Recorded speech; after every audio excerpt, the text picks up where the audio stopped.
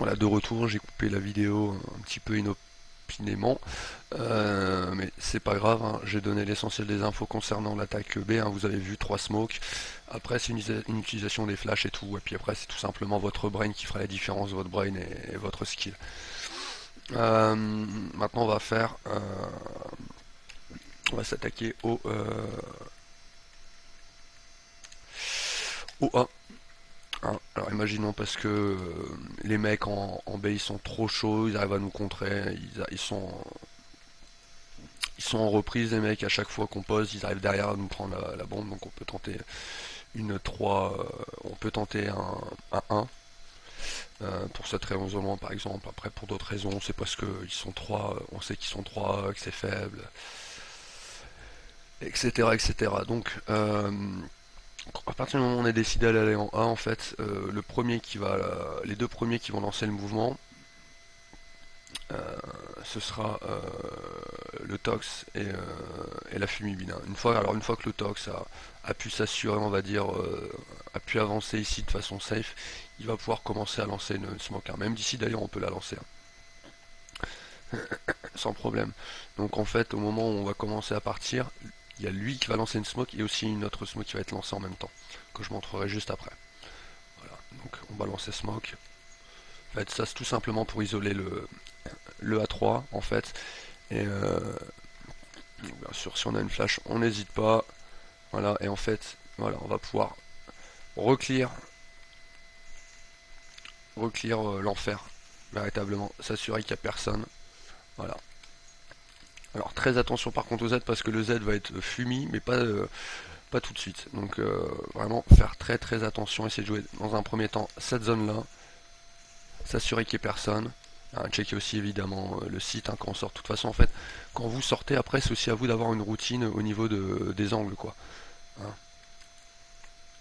Hop, hop, c'est bon, c'est clear. Normalement, le paradis il est clair parce que on a le mec petite échelle qui a annoncé.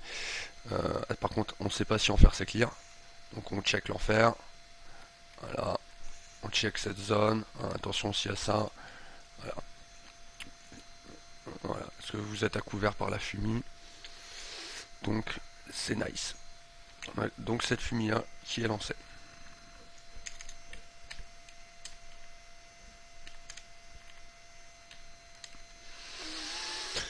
Et j'ai donc dit qu'il y avait une deuxième smoke qui était lancée. Ok. Alors le porteur de bombe est mis là, dans cette situation là. D'ailleurs je pense que c'est là qu'on va généralement envoyer le poseur de bombe, je pense dans un premier temps. Donc au moment où le Gatox jette sa smoke, et ben en même temps on a par exemple le porteur de bombe qui va jeter lui une smoke là. Quoi qu'en fait je me demande si elle est véritablement utile. Oui je pense oui, non c'est bien parce qu'en fait en mettant les deux smokes ça va nous permettre de travailler plus vite et de sortir plus vite tous ensemble et donc de mettre forcément plus de pression. Parce que si on envoie d'abord le Tox tout seul, il va y aller seul, il risque de se retrouver à 1v2, 1v3 parce qu'il n'y a pas d'activité ailleurs et que donc forcément les CT peuvent se concentrer là où il y en a au niveau du Tox donc c'est pour ça ouais c'est bien de lancer en même temps les deux smokes, histoire de monopoliser l'attention des CT sur des points différents. Voilà. Donc une fois que ces deux smokes elles sont posées, qu'on a le mec qui commence à avancer, en fait là on a le mec qui était ici hein, qui est censé annoncer si la zone elle est claire pour le gars courte. Et bon, alors les deux vont avancer, un bomber et lui vont avancer, essayer de checker vraiment au cas où, voir s'il y a des pieds tout ça rapidement, mais essayer le plus vite possible et de façon safe, hein, j'insiste, hein, parce que le but c'est pas une fois que la smoke elle est posée de sortir comme un âne comme ça et boum, ah putain merde j'ai pas vérifié, je sais pas moi cet angle là, j'en sais rien, imaginons que, bon bref, et en fait il va monter échelle et tout simplement, alors s'il a encore une flash, ce qu'il peut faire c'est smoke, voilà, histoire de smoke le nid de snipe, ok, et en fait là vous voyez un transformateur, donc je mets mon viseur dessus et je jette une smoke, et vous allez voir où la smoke elle arrive. Voilà, elle est dans le Z. Ok, une fois que c'est fait,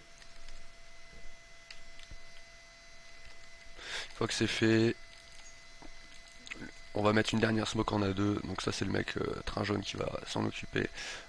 Donc là attention par contre, parce qu'il y aura généralement un CT qui se trouvera au fond avec un AVAP, donc va falloir être extrêmement flex, hein. Voilà, hop, tout simplement viser entre les deux et smoke. Ok.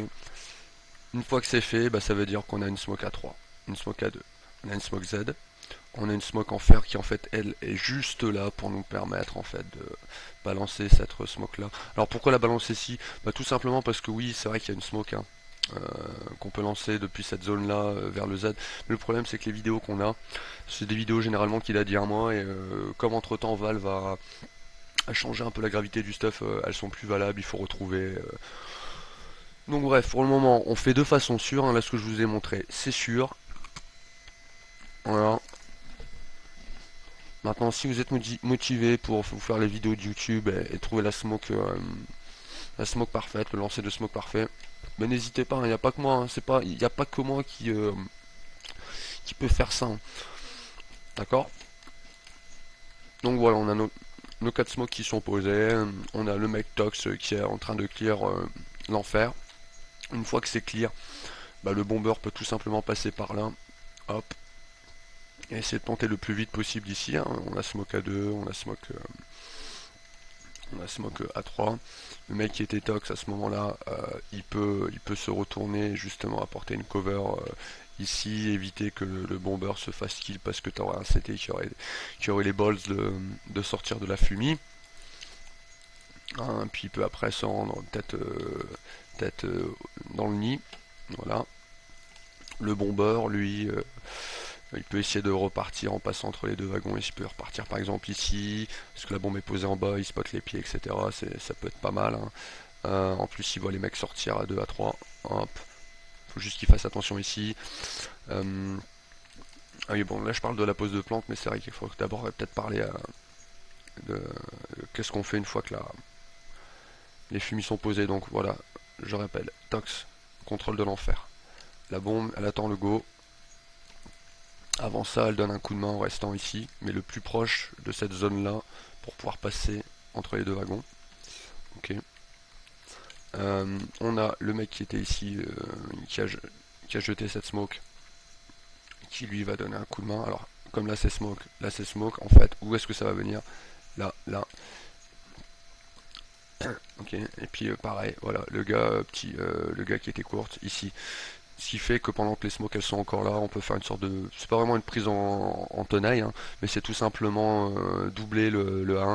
Et une fois que les smokes disparaissent, bah là le mec qui était dans le L, qui est venu un peu clear le, euh, le 1, peut reculer un peu, contrôler le Z de loin, et puis par moment jeter des petits coups d'œil. Le mec qui est ici, lui, il peut contrôler toute cette zone, hein, voir un petit peu. Voilà quoi. Et enfin, oui, parce que là j'en ai parlé que de 4. Pendant ce temps-là, en fait, le mec qui est U, bah, tout simplement, lui, ce qu'il va faire, il va jouer la façon la plus safe possible, hein. Je pense pas que ce soit forcément une bonne idée de les prendre par derrière ici dans cette situation-là, mais bon, ça peut se tenter, admettons. Mais sinon, on va dire que la chose la plus safe à faire, c'est tout simplement de venir reprendre la petite échelle, voilà, et de couvrir d'ici. Ok, et puis si un de nos potes meurt, et ben, on peut se retourner, et boum. Donc, voilà. Les deux stratégies, les deux tactiques de jeu pour attaquer le point A, le point B, sachant que là je vous montre en plantant A, mais on peut très bien poser des smokes en A, faire un ou deux kills, s'attendre à ce qu'il y ait un backup des mecs en B, et puis passer par la courte pour les poser en B. C'est vraiment le genre de truc qui est faisable sur cette map là et qui la rend très très intéressant. Voilà. Bah écoutez, j'espère que j'ai été clair, hein, mais de toute façon après c'est surtout la mise en pratique qui fera que là la vidéo elle sert surtout un petit peu à vous présenter une tactique de jeu, histoire qu'on ait tous une